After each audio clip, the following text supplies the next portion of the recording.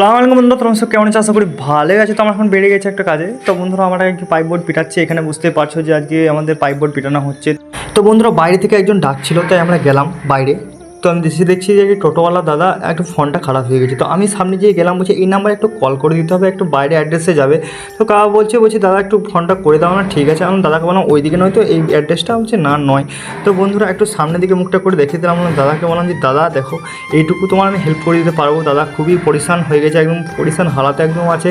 তো দাদা ফোনটা সুইচ অফ হয়ে গেছে। দাদা বলছে তোমার ফোন থেকে একটু কল করে দাও। তো আমার ফোন থেকে একটু কল করে দিলাম। দাদাকে দেখতেই পাচ্ছ ফোনটা শুধু বারবার খুলছে, অফ করছে, অন করছে।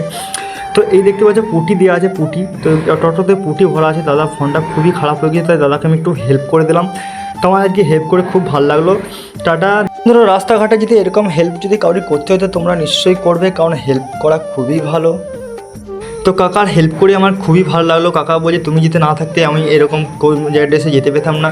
তো বন্ধুরা ভিডিও যদি ভালো লাগে like comment share and follow. বন্ধুরা এইটুকুতে হেল্প করতে পারি বন্ধু, তোমাদের জন্য আমার জন্য একটা লাইক কমেন্ট শেয়ার। টাটা বন্ধুরা।